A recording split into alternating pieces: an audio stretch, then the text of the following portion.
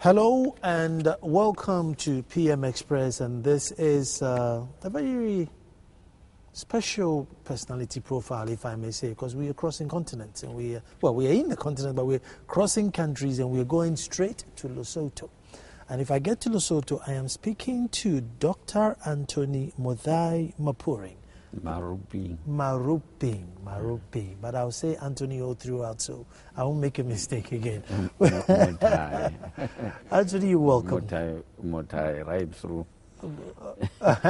My mother used Mothae, so I like Mothae. You like Mothae? I'll use Mothae. Okay. I'll use Mothae. Make it more informal. Make it more. Then I'll sound like more like a family member. Yeah. Well, you're welcome to Ghana. Yeah. Now, you are the African Union Commission, and you're the Commissioner for Economic Affairs. So what is your job, and what does the job entitle? What does it? Well, my primary interest is on the economic, terrain and profile of Africa to see how we can move forward. And for me, this is an exciting time to be Commissioner for Economic Affairs, because we have a group of leaders now, both heads of state and ministers of finance and economy or planning, who are very clear on the direction that they want the continent to take. And as in the light of that, they have seen to it that there is a development of what we call Common African Position on post-2015 development agenda, which will be an instrument for our negotiators in New York to see to it that Africa's priorities are inserted in the global one, the global post-2015 development agenda. But it is also exciting because I came during the 50th anniversary. We were looking back 50 years, and up to about 2000, 2004, it was OAU, and the focus was on liberation. But thereafter, the focus changed. That's when it became AU, African Union.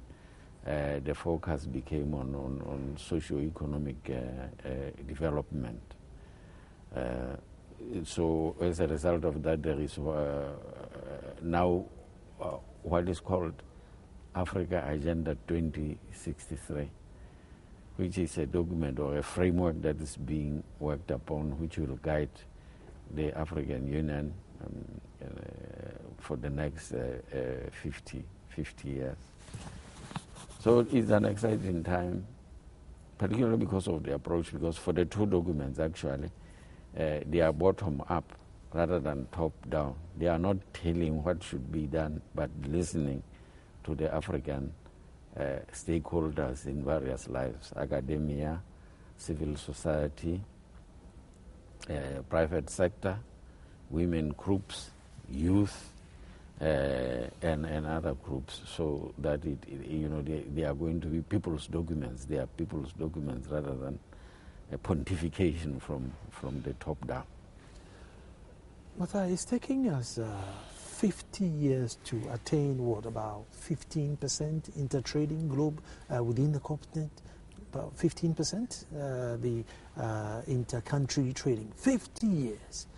And I'm sure every single leader within all these 52, 54 countries know that if we trade internally, we will be much, much solid. Indeed, if anything at all, the West need us, we don't need them.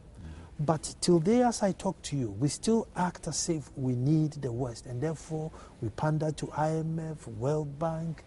What can we do from now to 2063? Because, the West is not going to sit down for your plan to work, because if it works, they're in trouble. What are we putting in place to make sure that, look, we stick together?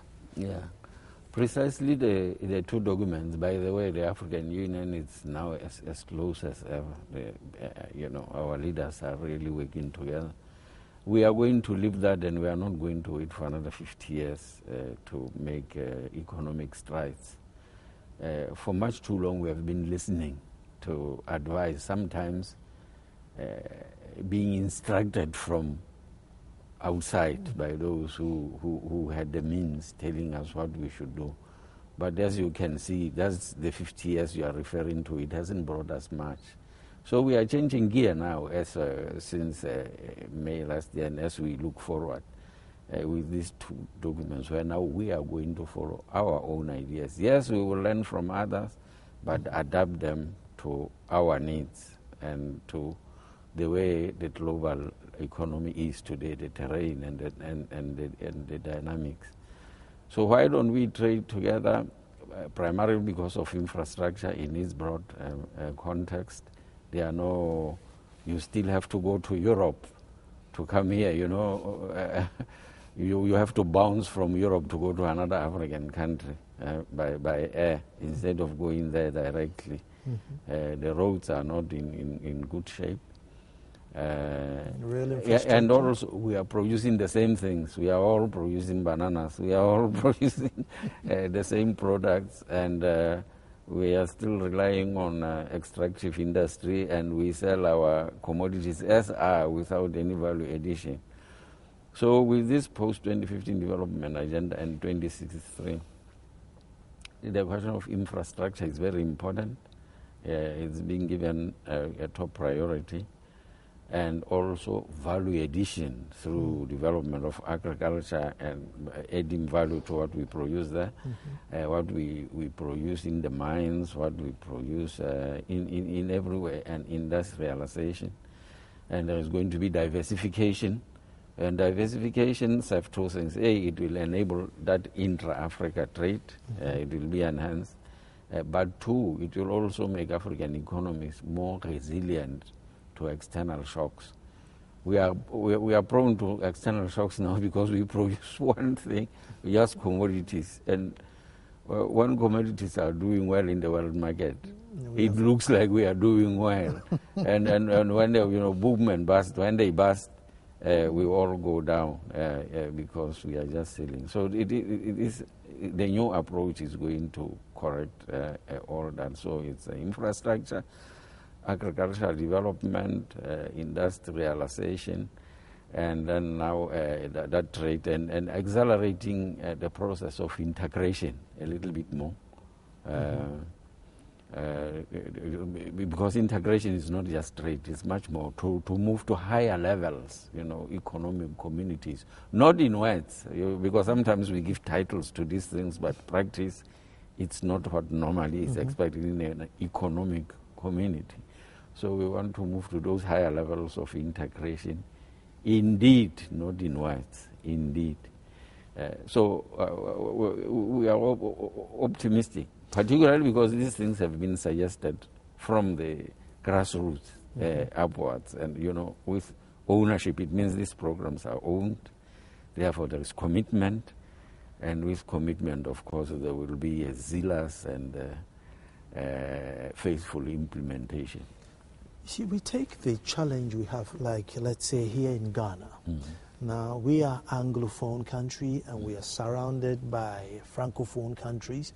So our next brothers who speak English is Nigeria. So we seem to be closer to Nigeria, which means you cross Togo, cross Benin before you get to Nigeria to start doing business.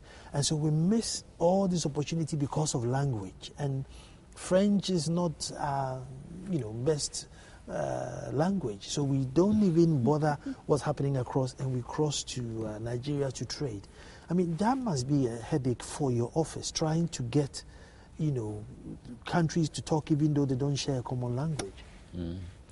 Yeah, well, this language barrier really has to be dealt with in that maybe our schools should teach both French and English. Then we get rid of it. It's unfortunate when you see African peoples being divided, some even Portuguese, being divided by foreigners' language because they are not African languages. It's really a pity. But the best way of overcoming this is to make sure that our schools teach these languages and it ceases to be a barrier. The other thing with adding value and everything, I mean, can we start with, I always say, can we start with like one product? Because I think sometimes we have such a big ambition and then we go in there and there's no funds and everything, so the ambition died. Can we just start with that no gold will leave unless it's refined, and once we achieve that, move to no diamond is gold until it's polished, and then once it's achieved, can we do what, or we have to do it, we have to add value to everything? Well, the problem is that countries don't produce the same things. Yes, you can add something to gold because Ghana produces gold. Mm-hmm. Others, as you said, are producing diamonds. Others producing something else. Mm-hmm. So we can't, for the whole continent, start with one product. Within the framework that is given, each country has its own peculiarities. It has its own specificities. And so there should be room for policy space so that each can do what it does best or can do best. Regarding financing, if we create the necessary environment, if we have what we call developmental state, then there will be investment. There will be investment and in things that can be done. Some countries here, even though generally we were deindustrialized a little bit somewhere along the way, but some are beginning to pick up and are really industrializing, and they should do what they can. You have some countries that are relying on some manufacturers for export, which don't have much natural resources. So I would say we can do what can be done, what the private sector can do, and there is much to be done. I'm going to take a break here, but when we come back, I want to find out this plan, has it got anything to do with let us work on improving energy for Africa so that we increase our energy, because we always talk about industrialization and leave the energy aside. Stay tuned. So we are talking to the AU Commissioner in charge of Economic Affairs for the whole of Africa, Dr. Anthony Mothae Maaruping, and talking about the plan for 2063 for Africa, and that is the make or break. I'm sure if we miss that, we have to go and sell the continent. But as with the confidence he's talking with, I'm sure we're not going to miss that. But before we went on the break, Mothae, I was looking at energy. You find that if you take South Africa out, and I think Ghana is probably like number 2 with regards to energy, the continent lacks a lot of energy for true industrialization. Set up big factories and car plants and smelters to generate that money. Is this plan got space in there for that energy revolution? Actually, infrastructure development is given real priority, because it's an obstacle to many things, both agricultural production, industrialization, services, unless infrastructure is in place.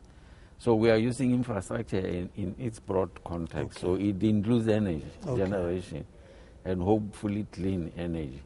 It includes telecommunications. It includes, of course, transport and other physical infrastructure. So the question of energy is really, really in the forefront, because without it, we can't industrialize. Even agriculture for storage and other cold storage and other things, you need that energy. Yeah. So all these other things, with inadequate infrastructure, we can't move forward. So that's what will enable a movement forward. So let me assure you that it's being given top priority. And we do have actually a commission on infrastructure. There is Commissioner of Infrastructure, who pays all the attention on that. And there are programs that are going on to see how this question of energy generation can be attended to. But is it not amazing that, many years ago, Kwame Nkrumah was shouting up and down on the same issues, and why is it taking us so long to understand that, this is what he was talking about, that, imperialists will come back, they'll come back in a different form, let's unite, let's trade amongst ourselves. And I didn't think the continent quite grasped what he was saying then.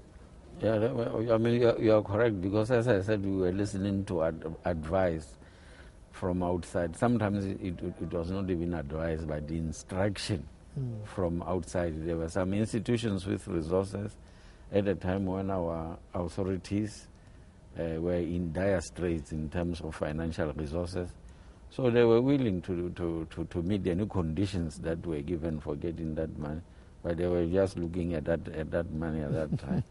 But there's now there's been time to reflect and to see that that's not the way to go. We have to have our own ideas, and we go back to those ideas of the founding fathers of independence in Africa, and we see that they were right. We have to rely on our own ideas. Not that good points from others we may not take, but it should be our choice, not because they are being forced down our throats.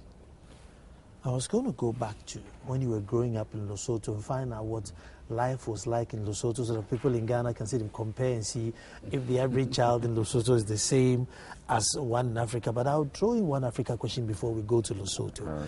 And that's, number one was when there was a problem in Mali.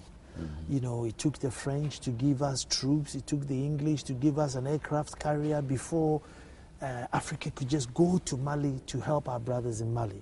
Again, 100 girls have been abducted from Nigeria by Boko Haram. And I don't hear Africa angry and jumping up and down to say, we must save these girls at all cost, and sending spies and extra intelligence there to help them. Is it not a bit worrying that we are not ready and quick enough to help our own? Efforts are food for Africa to be able to. Of course, this is in various ways. You are talking about something happening immediately and where something has to be done very quickly, an emergency. You have to realize that the media is global, international. It's stronger. You are doing a good job here, but I don't know how much your voice globally can go. You have CNNs, BBCs, Deutsche Welle, and others, Sky News. They always look at the help from outside. Little do they acknowledge the efforts that are being made by the African Union. But you'll find that African Union forces are there in Somalia, in the Central African Republic, even in Mali. The Chadian troops and others under the auspices of the African Union were there. So African Union is doing much more, but it hardly ever gets credit. It's always there, and when others come in, they come to supplement the efforts of the African Union. No, I didn't say they wouldn't go. What I'm saying was, you see, when the coup happened in Mali, the French was first to offer troops. And when they came, Africa could not go there because we didn't have an aircraft carrier. So the English had to give us an aircraft carrier before we were able to go and help Mali. And that's why I'm thinking that as a whole continent, to wait for one country to give you an airline before you can go and help a brother doesn't look good on us. Yes, it doesn't look good, and that's why I'm saying efforts are afoot to arrange things such that Africa will be able to do that itself. Let's go back to Lesotho. And also, just before we pass here, also on this peace and security, instead of coming at a time when there is already trouble, also focus is on prevention. And there is an architecture for that, and there is concentration now on trying to see the causes of this. So if you look at this post-2015 development agenda, peace and security is one of the major pillars. And you'll find that they do address internal, domestic conflict. And it addresses ways of preventing that to make sure that it doesn't happen. But it also addresses cross-border. Also, concentration is on prevention. And most of the time is the question of inclusion, is the question of managing diversity well, is the question of the economy. That's why there are 3 programs that are being formulated. One is called the Great Lakes Initiative. The Great Lakes Initiative. Mm-hmm. The Great Lakes Initiative. It involves about 16 countries to try to approach it from economic point of view, that if economic development is accelerated in those countries, then there will be a little reason for conflict. Mm-hmm. Conflict will, or probability of conflict will go down. Mm-hmm. There is another one in the Sahel Initiative, because that's another conflict-prone area, to try to develop the Sahel economically and hopefully really lower the chances of conflict. And in the making is the Horn of Africa initiative. So in all this, we find that the African Union Commission is there, although it's partnering with the UN Secretary General's office and the World Bank, of course, with the resources in all 3. But the African Union is there pushing that forward as a way of preventing. So while we are dealing with extinguishing fires because they are already there, but also there is a lot of effort on prevention. Mm-hmm. Yeah, prevention. Well, I think I agree with you that if there's economic activity and all fingers are busy, it would reduce some of the hardship and the conflict.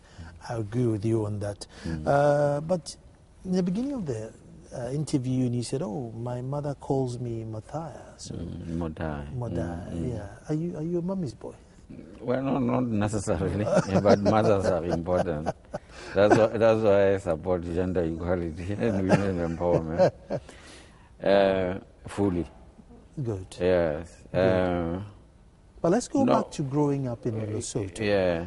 We just want to get an idea of who you are. You know. Yeah, no, I mean, it's a long time ago, as you can imagine. Mm-hmm. I'm sure growing up in Ghana at that time is different from growing up in Ghana now. Mm-hmm.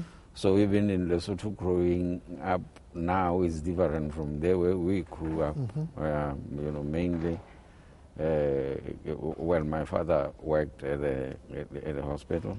Okay. Yeah, and I'm one of seven children, the middle child. Well, I mean, there are 2 girls and one boy above, and 2 girls and 1 boy below me. Okay. So I'm right in the middle. Right in the middle. But I was born in the place called Roma, which is a university town, small university town. And it has many educational institutions. But in those times, even when we went to school, we still looked after cattle, after goats, sheep. I mean, you'd find that the family was a mini zoo with pigs, donkeys, everything you can, dogs, chicken, and everything that you can think of. So we grew up indeed going to school, but at the same time looking after animals, and I think that's education in itself. Mm-hmm. And when we went to the veld looking after cattle, we learned a lot about practical biology because we saw all those things, both fauna and and flora of the country. So it was an informal growing up in those days. Pardon? Those days it wasn't child labor. No, it wasn't actually. But we are grateful, some of us, because we think it instilled discipline, and it made it dawn on you really the meaning of life and what is required on life much earlier. I mean, the challenges were there. So we don't complain. I'm happy. We were involved in sports, all sorts of sports. We grew up playing, Football? Football, But I want to go back to the cattle. Did you was it like on a commercial scale or just for the family, animals that you kept, or that he was doing on a commercial basis? No. There weren't many commercial Okay. Yeah, ranging at that time. It belongs to family. A lot of families had similar. Okay. Similar in those days. Mm-hmm. Yeah. Mm-hmm. People are not. We're not doing things on the commercial scale as they do now. So then you go through secondary school, and on vacations when you came, did you do like boarding school, or was it like just a normal day? Well, I went to boarding school when I went to secondary. Yeah. Okay. On vacations, you still look after the animals, or by this time you're older, so your little siblings could handle? Yeah, but on occasion I still went. It was no shame then to do that. I see. Yeah. I see. And then to university, obviously. Yeah. I mean, at that time, I mean, obviously you chose economics. I can see your background is in economics. At that time, you know, those days every African child then had to be a doctor, an accountant, a manager, you know. Was it the same in Lesotho? Because in Ghana then at the time, you know, you had to be an accountant, a doctor, you know, maybe if you push it at much, a pilot. Was it the same for you, or you at that time, you know, I'm going to be an economist? Well, I mean, it was the same because parents are always, with all due respect, a little bit more behind the children on tackling new disciplines. You'll find that they are stuck. You know, at first, if you recall in those days, the main thing was if you are a man, you would become either an interpreter for the British, under the British, an interpreter in the court, or a policeman, or a teacher. Very limited. And for a woman, you become a nurse or a teacher or something. But then opportunities started expanding. No, you can become a lawyer, you can become an engineer, you can become all those popular. But then as time went, more doors opened, and people realized that there are many more careers to follow. So what was your dream career growing up then? Look, most people stumble on their career, you know, they set up to, you know, I'm going to be a doctor, and then you stumble on economy, or I'm going to be a lawyer, and then you stumble on economy. So what was yours? Well, I mean, there were all those options, but I found myself doing it. I liked economics. Oh, I see. It means you must be very good at mathematics. I try. So I try. How did your political career start before you get to the AU? Actually, you know, getting into the OAU is my first political career. Before that, I was a professional. I see. I started at the university for a long time. In fact, the first time I came to Ghana was when I was in the executive board of the Association of African Universities. Okay. Where from 84 to 88 I was in the executive board, and you know the headquarters of the African Association of African Universities here in Accra. I see. Yeah, so we had to hold our meetings here. Yeah, yes. And so we came for the meetings here. So I grew up in the university until I became the pro-vice chancellor. Yeah, so we were serving together at about the same time as Professor Bene here, who was also the pro-vice chancellor here. And at one time, Professor Sawyer was the vice chancellor when we were in the committee.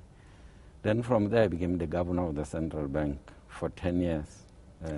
Yes, and also very active in the Association of African Central Banks, AACB.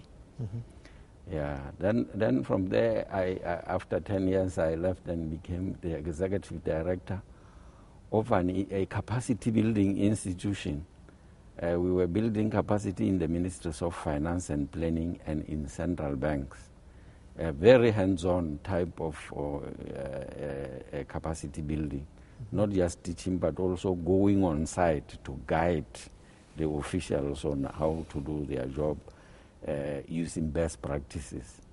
That was for 8 years. It was called Macroeconomic and Financial Management Institute of Eastern and Southern Africa.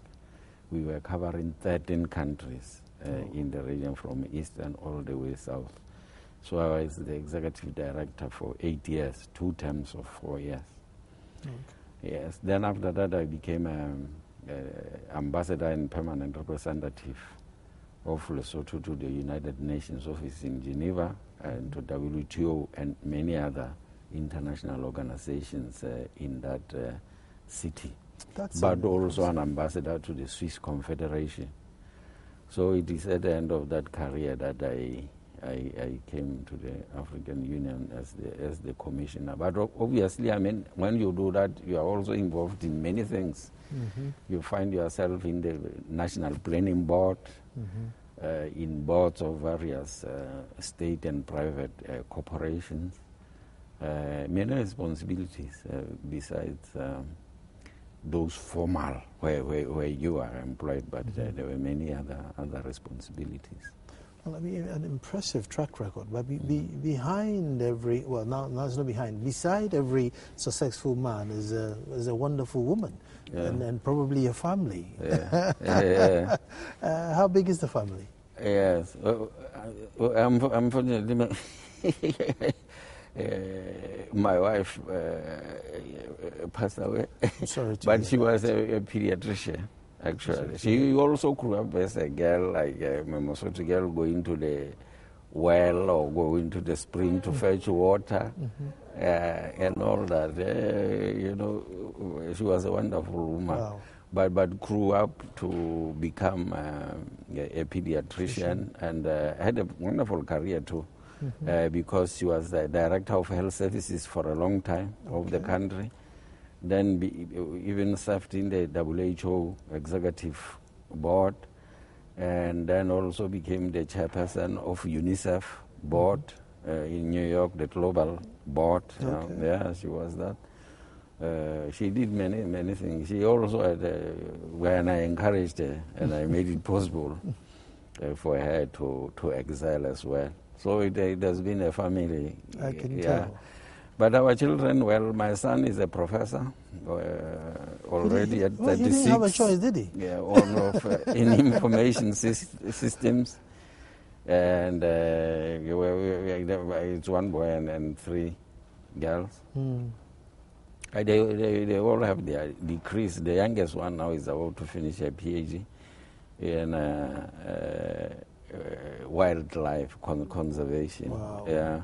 And she's teaching at the university as she finishes her thesis. So we are happy they are all on their own. Well, if you're born into a family like that, you don't have a choice but to have a PhD and then a professorship.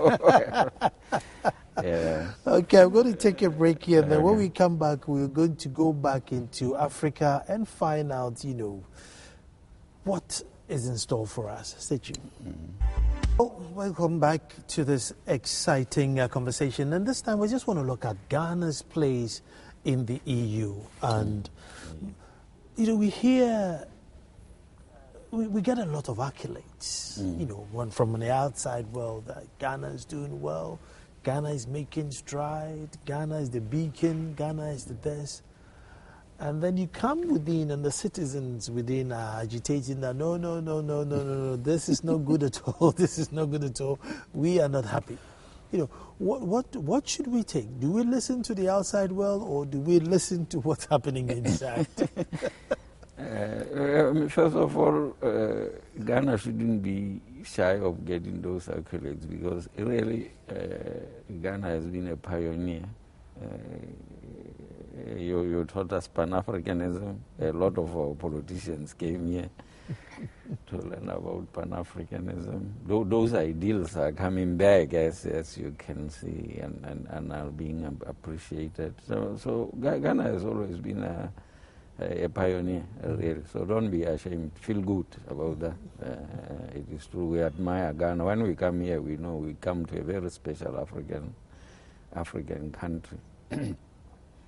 But I think those accolades also come now when we come to the present, based on comparisons. It means that maybe other countries are struggling more, and by comparison, you are doing better. So sometimes it's comparative. But you can't say things are perfect. We have to evaluate ourselves. We have to assess the situation and chart a new way forward. Now, it's because, Ghana is no exception to to what Africa is facing. We talked at the beginning that we just sell raw materials. I mean, there we are, we sell cocoa to Switzerland. When you think of good chocolates, you go to Brussels or Geneva, Switzerland and Belgium, and yet cocoa comes from here. So you remember value addition, agriculture value addition. So it's really the kind of the same challenges that we were talking about of diversification, of value addition, and things will become, and attending to our infrastructure so that lights don't go off when the president is speaking to us. We have to have enough supply. That's the infrastructure part. So I think like any other country, Ghana has been doing well when the commodities were doing well and facing problems when the prices were not doing well. So we are getting out of that now with this Africa 2063, of which Ghana is part, and on this post-2015 development agenda, the common position, which is a very good document that I recommend, and both of them. The other one, of course, is about to be finished, but Common African Position is a document that has been adopted by the summit now. So it is a document that our representatives in New York should see to it that its elements are put into the global post-2015 development agenda. So it is really to do all those things that we talked about: infrastructure, agricultural development, and adding value to that, diversification, management of natural resources, some of which I'm sure have been done very, very, very well. But there is a way forward, and I think things will be picking up. And there will be inclusive growth, which includes everybody and doesn't leave anybody behind. We have a multi-party democracy here in Ghana. I wonder if you have the same in Lesotho, where multiple parties all campaign for election and turn up in parliament and debate for the betterment of the nation. Do you have the same system, or you? Oh yes, we have many, many parties. Again, I personally, that's my personal, find out that it's too divisive and therefore slows down development. I don't know what it is like in Lesotho. Well, I think I wouldn't say it slows down development. I think people should express themselves, the voters, on what policies they prefer, and hope that those that they elect will actually do that which they promise them. It's good, it's participatory, but also we should not just look to the state for development. That's why we have been talking about private sector development, so that private sector can become a non-partisan partner in development, as it has happened elsewhere. You will recall that during the structural adjustment programs, when our countries had a huge sovereign debt, external debt, things were not going well. Then we went into structural adjustment programs. And I remember in the policy framework paper, there was one policy that said privatization and private sector development. But when it came to implementation, it was about privatization at all costs, and we didn't see much of private sector development. But our authorities couldn't say, hey, wait a minute, what about private sector development? Because they were desperate for resources. So whatever they could do to get resources from Bretton Woods institutions, they did. But that's where things went wrong. So now I think we have to develop our private sector, and private sector can go on. You have countries like Italy where, until recently, of course, they have an economic crisis now, but for the longest time, they changed governments since World War more times than there are years from World War II. And yet Italy was moving forward. Why? Because of good civil service, which was keeping things going, and the private sector. They carried the weight. Another country has gone for almost a year without government. Was it Belgium? I think so. Yeah, we're almost moving towards 2 years. But the private sector and the machinery, the civil service machinery kept things going. So we shouldn't put too much burden on the government that everything has to be government. And as long as we have a developmental state, the state that makes things easy for development, the population will take over and the business will take over. Don't we need to stabilize the government to get all these things to a certain level? Because at the moment, institutions are also depending on, as soon as this party goes, institutions' heads are changed, new heads are put there, they come with different visions, they start all over again, and in the next 4 years, I mean, are we not weakening our system? And we need some stability before we can start doing this reshuffling business. Yes, but maybe political appointments, they shouldn't go too deep. They should be at a very senior level, so that the institutions can function regardless of who happens to be in power at that particular time. Anyway, I'm complaining about Ghana. I mean, but do you find this is also in Lesotho, or you are okay, your institutions are strong, and regardless, it'll work? We are developing countries, so the question of strengthening and making sure that our institutions work competently and efficiently and fairly is the homework that we have before us. It's one of the things that we have to see to that it happens. Another challenge that we have here is with education. And you tend to find out that those who are educated, in the privileged areas seem to, move forward quicker than those who are educated in the less privileged areas. But once upon a time, it didn't matter where one was educated. You were able to go through the mill, maybe you were able to go to school, look after your animals, and still come out and become, a distinguished professor. Can you still do the same in Lesotho today? Stay in the rural area, go to school, look after your cows, and still come out of it, or it will be a bit difficult? Well, there are new dynamics now, but looking after cows now is not even. I mean, if you are talking about Lesotho, it's not encouraged very much. Well, you still have cattle, sheep, and all that. Actually, wool is one of our exports, and Mothae. But do you know that even those who are looking after them, there is school for them? And elementary education, it was universal. It was open to everybody, but now it's compulsory. Unless a parent can tell why that child is not going to school, that would be the violation of the law. We expect all children at least to go through primary education. I don't know about Ghana, maybe the same. We have the law, but we are unable to enforce it. But there is, there's free and compulsory basic education.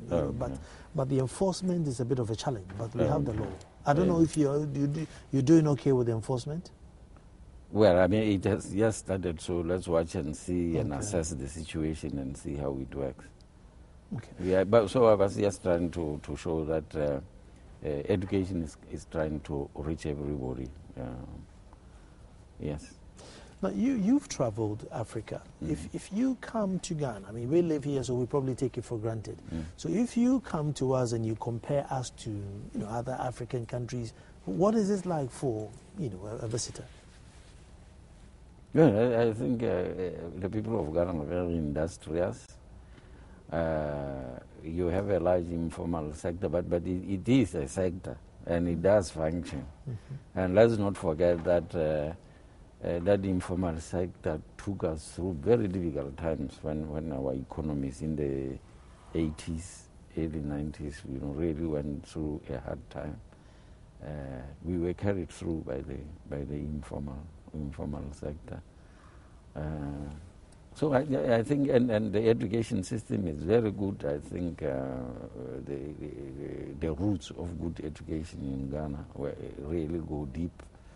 So it's one of the countries that we admire. That's why I said earlier, if people are showering you with accolades, do take them.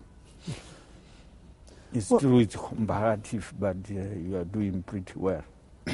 Doctor, thank you very much. Thank you. Hope you enjoy your stay, and maybe one of these days we'll fly up to Lesotho when you are there from Addis Ababa to come and visit. Thank you very much for the opportunity. Thank you. Yeah, well, folks, until we come to you with another personality, enjoy your week.